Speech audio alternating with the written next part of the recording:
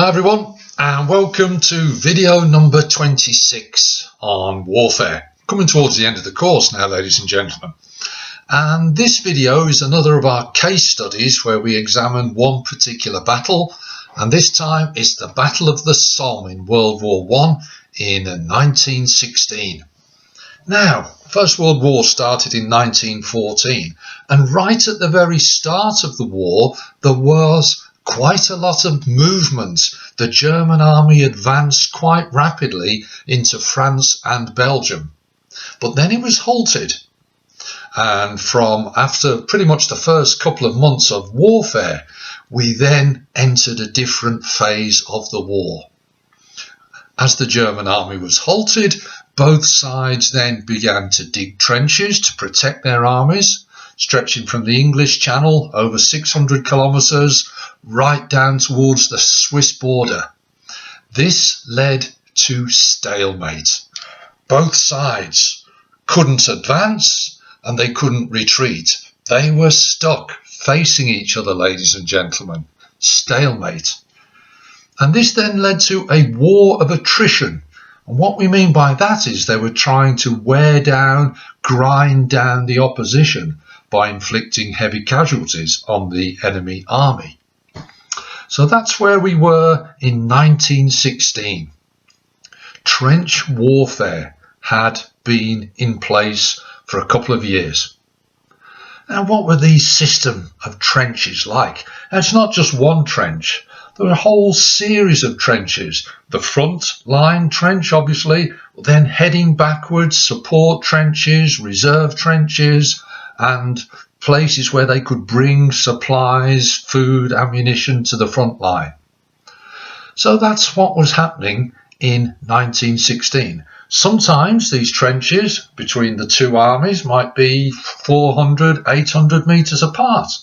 Sometimes they were very, very close together, maybe 30 to 50 metres separating the two. And the area between the two trenches was known as no man's land. A very dangerous place to be. So that's the situation in 1916. What was life like in these trenches? What were conditions like in the trenches? Well, for the soldiers, there were long periods of boredom where not really much happened, but then short, intense periods of danger and high risk of death. The weather played a huge part. Rain churned up the trenches and turned many of them into mud. Very, very wet conditions. Many soldiers suffered from a terrible disease called trench foot. There were other diseases in the trenches. Diarrhea and very extreme diarrhea called dysentery were very common.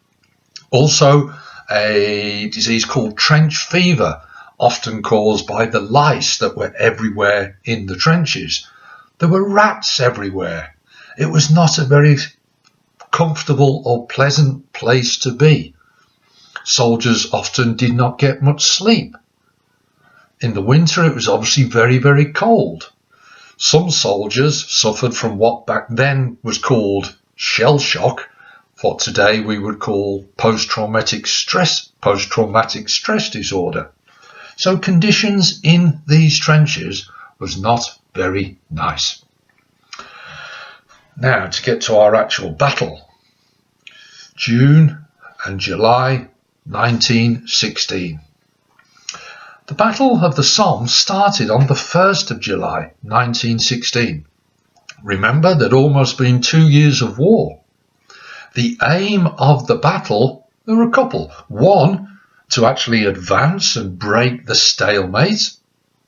Two, to relieve the pressure further down the line of trenches where the French army had been fighting the German army at the Battle of Verdun.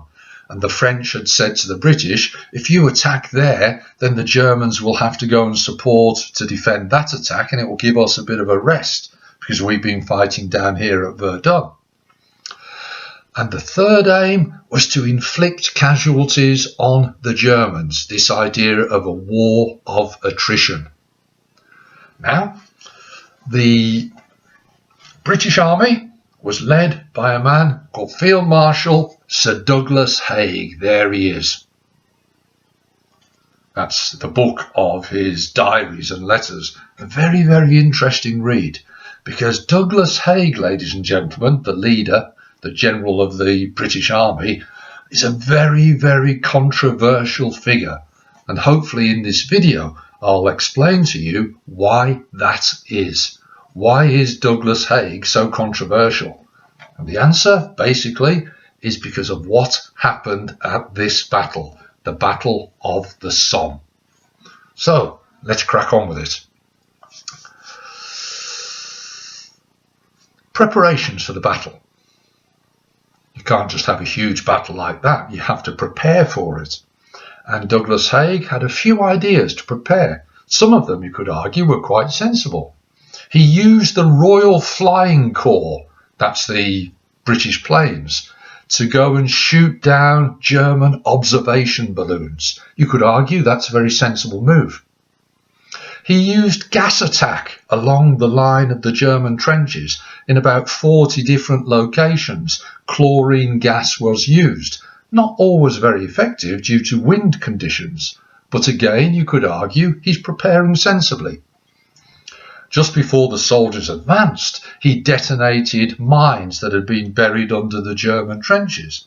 Again, you can argue that that was a sensible preparation. So he's done three things there that you'd say, yeah, he's preparing well for the battle. But it's this next one, ladies and gentlemen, that is most important. For 1 week before the battle started, so it's the last week in June, there was an artillery bombardment of the German trenches. Over 1.7 million shells were sent towards the German trench. That's the most important part of Haig's preparation. Now you can argue it's a very sensible move, because what he wanted to do, this was the plan.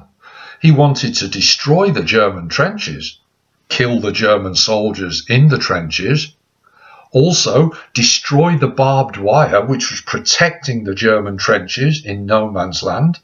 And the plan was that once the artillery bombardment had caused very, very extensive damage, the British soldiers would simply come out of their trench, walk across no man's land, facing very little enemy resistance, and take the land, make the breakthrough, break the stalemate.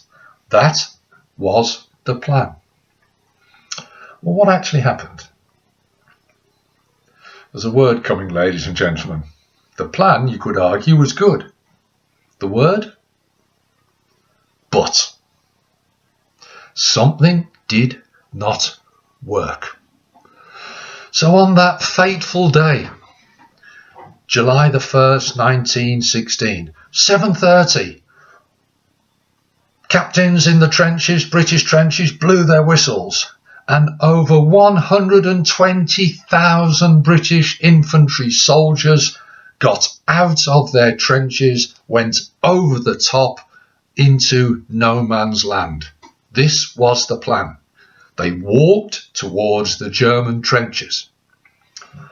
One soldier, a man called Captain Neville, actually kicked a football across no man's land, saying, "Come on, lads," from the Surrey regiment. "Come on, lads, follow me." Well, Captain Neville died aged 21 on that day, ladies and gentlemen. And sadly, many, many others met the same fate. As they went over the top and went across no man's land, they walked forward, they walked into a hail of machine gun bullets. The 1st of July 1916 is the bloodiest day in the history of the British Army ever. About 20,000 men died on that day and about 40,000 were wounded. What had happened? What had gone wrong? The preparations, the planning. Something had gone wrong, ladies and gentlemen. And what was it? Well, let's have a look at the reasons for the failures of the first day. I have a book here, ladies and gentlemen. Don't know if you can see it there. The First Day on the Somme. Well, look how thick the book is. And that's just about the first day. Something must have gone wrong to result in 20,000 deaths and 40,000 wounded. What had happened? Well, let's have a look at the factors. First of all, reasons for the failure.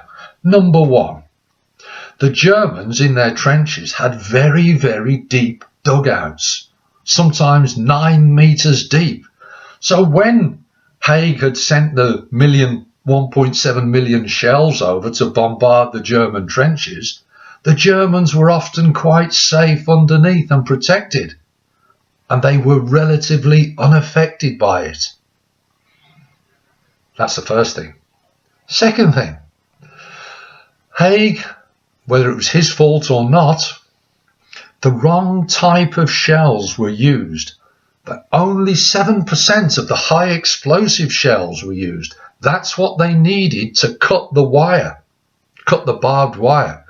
On the 30th of June, the day before the battle started, Haig himself said, "Wire has never been cut so well." Well, that was not true. The barbed wire, again, was largely unaffected. It had not been cut that much. Therefore, when the soldiers went across, they had to congregate and try and cut through, and they were a very, very easy target for the Germans. 30% of the shells, 1.7 million, remember, 30% of them were duds and did not explode. Many of the shells were not heavy enough, heavy artillery, so they weren't causing enough damage.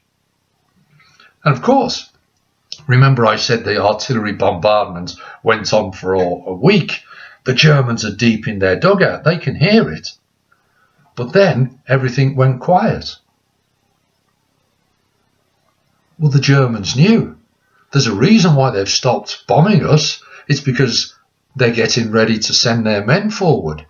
Therefore, the Germans were able to come out of their deep dugouts, pick up their machine guns and wait and get ready for the British advance. Finally, many of the British troops had been volunteers. They weren't really battle hardened. They weren't really that experienced. No surprise, because they'd stopped the bombardment, so the Germans were ready. Put all of those factors together, ladies and gentlemen, and you get the end result. Carnage. Horrendous casualties on day one. But what about the rest of the battle? Well, unbelievably, the Battle of the Somme lasted for 5 months. In effect, there were 12 separate battles over the next 5 months. But Haig used similar strategies and similar tactics.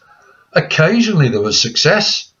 One of his generals, called Rawlinson, on the 14th of July, using a smaller, more targeted type approach, actually advanced 5 kilometres, just over 3 miles. But then had to withdraw again because there was a lack of support. Sometimes cavalry were used, sometimes the first use of tanks. And there was some success because people were afraid of this new weapon. But Haig only had 49 tanks. That was too few. They were used over too wide an area, so therefore they were not effective. The Battle of the Somme finally ended on the 18th of November 1916 because winter was coming and they couldn't fight in the winter. Across the trenches, across the Battle of the Somme lines, the maximum advance was 10 kilometres, just over 6 miles. In some areas, the advance was far less than that. They'd hardly moved at all. And the cost of that, huge casualties, over 400,000 dead and wounded. There was no breakthrough. Stalemate had continued. The war of attrition, grinding it out, continued. Now, I've shown you this man before. Douglas Haig, a very, very controversial figure. What I'm going to do for the final few minutes of the video, look at both sides of Haig, and then you can make your own mind up. You can give your judgment. Was he to blame? Can you defend him? Can you criticise him? Well, let's have a look. Here's a couple of quotes from Haig. He said, "I consider the machine gun to be a greatly overrated weapon." Wow, that's a statement. He also said on the 30th of June, remember just before the battle, he said he described the artillery preparation as thorough. Had it? Was it thorough? Well, no, not really. The Germans had not been destroyed. But just to give you an idea, there's two schools of thought amongst historians. Here's a man, Gary Sheffield. Forgotten victory. He's talking about the Battle of the Somme. The Somme often gets criticised, but he argues that Haig eventually gained victory. We overlook that. On the other side, there's a group of historians who branded people like Haig, the leaders, as donkeys, stupid, obstinate, refusing to change their mind. Lions led by donkeys, the lions, the brave men in the trenches, the donkeys, the leaders making bad decisions. Well, they're talking about the same battle. He's saying, look, he eventually got victory. He's saying he made terrible decisions. Criticising and defending Douglas Haig. Let's have a look at some of them. First of all, the defence of Haig. Some people have argued he had limited options. Due to the technology available, there weren't that many tanks. The explosives, some of them were duds. The resources he had, some people say he had no option but to try a mass attack. Many generals across all sorts of armies thought that the mass attack tactic would work. Remember, at the start of the war, Germany had advanced quickly, so Haig had to attack to try and regain the land. He had no option. He was under pressure from his own government to break the stalemate, and he was under pressure from the French to relieve them, helping out at the Battle of Verdun. And again, when the Battle of the Somme started on the 1st of July, the Germans actually did move men away from Verdun on the 2nd of July, so you could argue that Haig did his thing there. Some people have defended Haig and said, look, these new weapons, the tanks, they weren't really that effective yet, so he had to use older, reliable methods. Also, this idea of war of attrition, grinding down your enemy. Well, one of the top German soldiers, Captain von Hentig, said, the Somme was the muddy grave of the German field army. So you could argue that actually Haig's tactics at the Somme did grind down the Germans, and in the end they had to surrender 2 years later. Because in the end the British, with others, particularly the introduction of the Americans, they did win. This idea, Haig brought victory. Others have suggested, but he brought a victory at a terrible cost. The idea of him being a donkey. So people have criticised Haig. What have they criticised him for? Well, they say, look, he used the new weapons really badly. He's got tanks, but he hasn't got enough of them and he spreads them too wide instead of concentrating them. That's his mistake, they would argue. They blame him for poor reconnaissance. Haig did not realise that the artillery bombardment had failed. Remember, he called it thorough. He didn't seem to realise that the Germans were safe in their deep dugouts. He didn't seem to realise that the barbed wire had not been cut effectively. Remember, he said on the 30th, wire has never been cut so well. That was not true. Now, is it Haig's fault, or is it the fault that they haven't got the information to him? You have a think about that. His critics have said, look, he's a donkey, he's obstinate, he's stubborn, he refuses to change his tactics, he uses the same strategy over and over again. Right, lads, over the top you go, even when it seems to be not working and having horrendous casualties.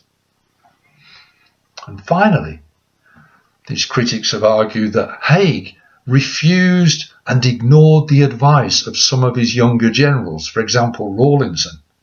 Rawlinson said, look, let's change our tactic. Let's go for more targeted, local, smaller, well-supported attacks. It worked for him on the 14th of July, remember.